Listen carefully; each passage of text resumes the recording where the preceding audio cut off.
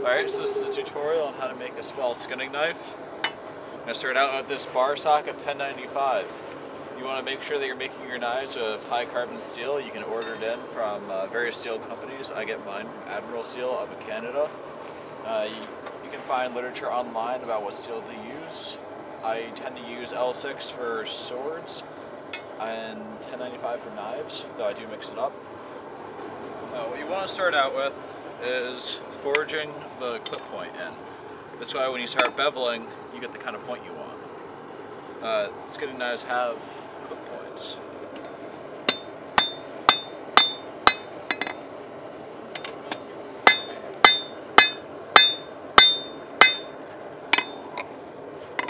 Now, some things to avoid. If you're using a coal forge, don't leave in there too long. If you leave in there too long, you'll get melted knife, and essentially you'll have a bar of slag when you pull it out.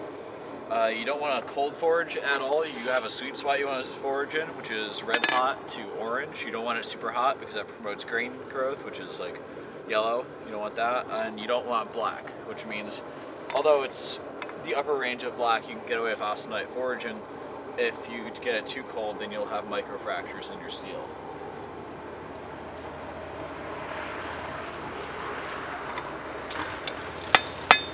What I'm doing now is flattening out this little bulge of material that I'm getting from forging the clip point in.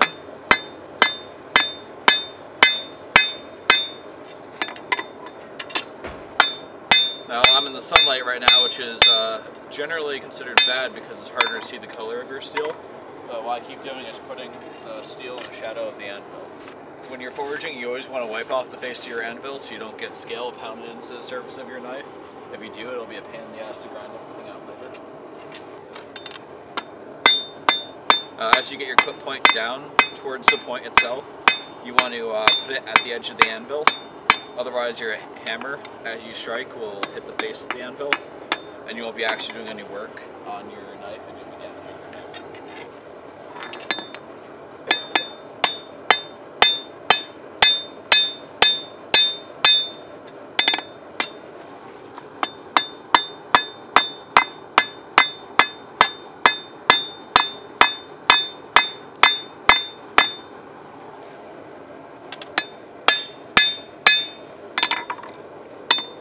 Go.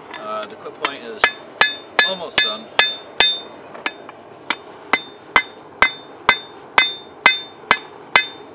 I'll work it back a little bit. It's a little bit of an exaggerated point. Take out the excess material.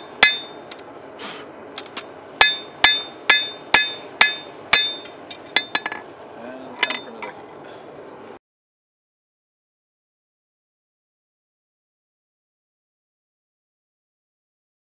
Okay, I'm going to be forging the bevels on the skinning knife. Now, for those of you doing coal forge, back when I was using a coal forge for my primary forge, I would start further back on the edge and then work forward towards the tip, because as the tip would get thinner, you risk burning the metal. So what I'm going to start doing, since I'm using a propane forge, is starting at the tip, I'm going to forge backwards the bevels.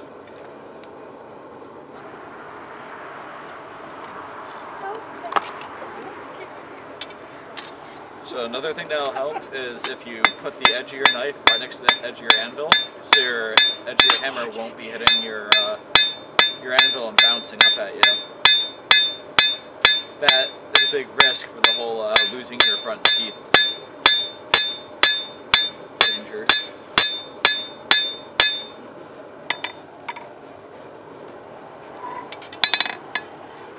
So I'm going to work on the other side. You want to flip back and forth, otherwise you'll have one side of the knife have a different profile than the other.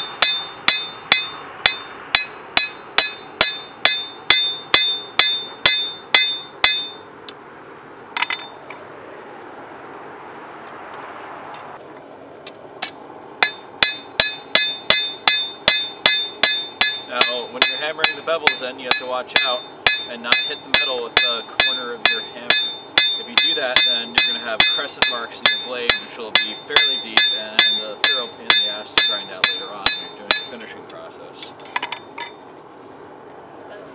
The benefit of having a propane forge is that you can look in the forge, see how hot your steel is and what it's doing. It also makes heat treating very easy because you're not worrying about pushing material around once your piece of steel is in.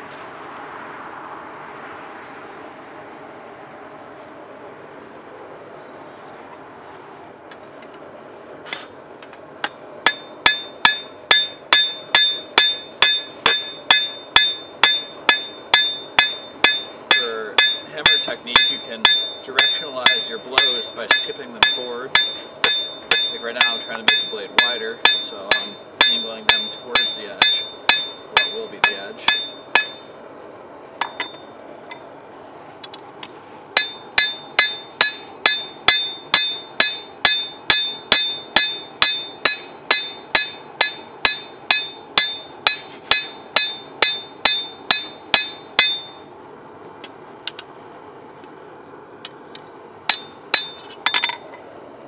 When the steel looks like this is when it's at its most dangerous for you. It looks like it's cool, it looks like it's, it is black colored, so it doesn't look like it's hot. But if you put it down, someone comes walking around, they say, oh hey look, that looks cool. Pick it up and they get seriously burned. So usually when it looks like that, it's probably still about 800 degrees.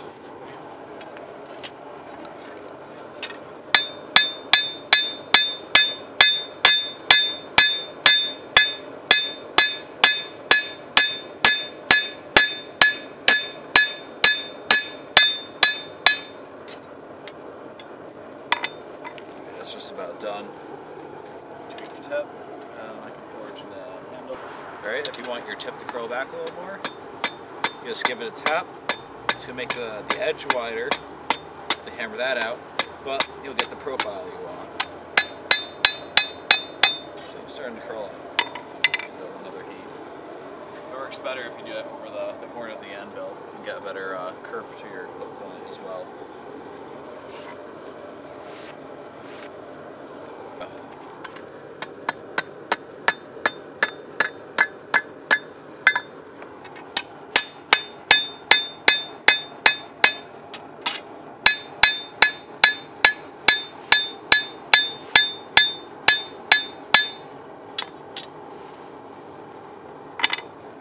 There we go.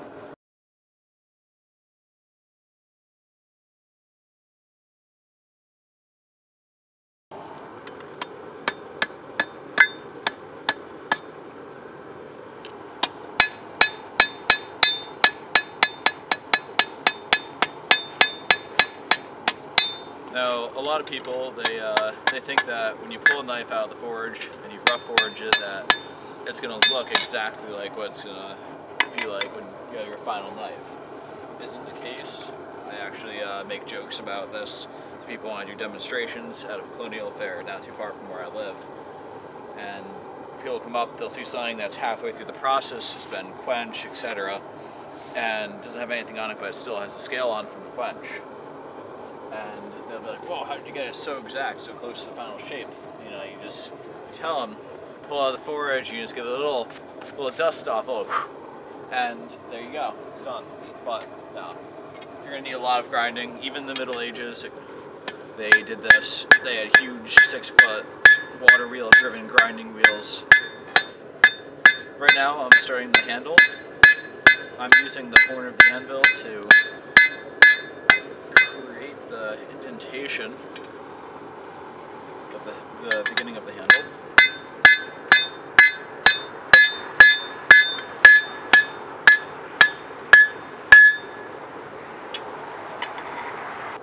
Now, when you're doing this part of the knife, you might need a ball peen hammer to do your fine tuning on the inside of your curve if the horn of your anvil doesn't match what you want.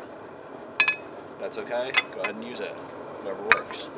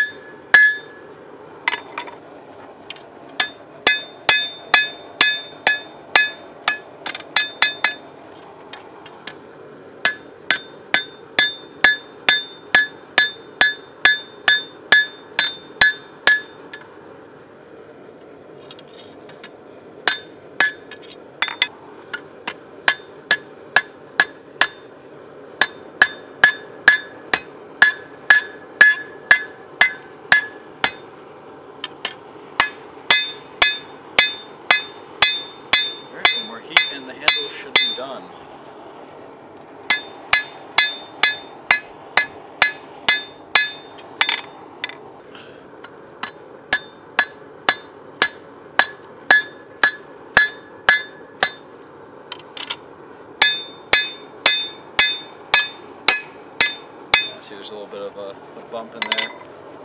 Use the ball peen hammer, some fine tuning.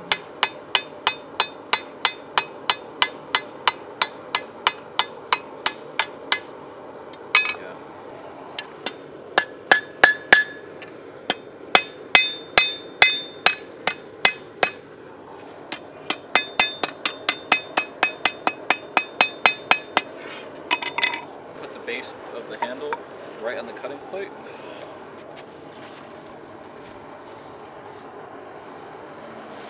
Here we go.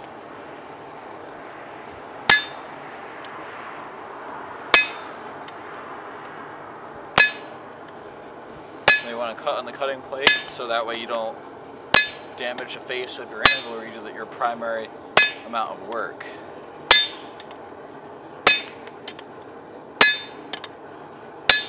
There we go. We're hit and brush it up a little bit more. Just about through. Nope. You can do a long cut. I'll grab my tongs.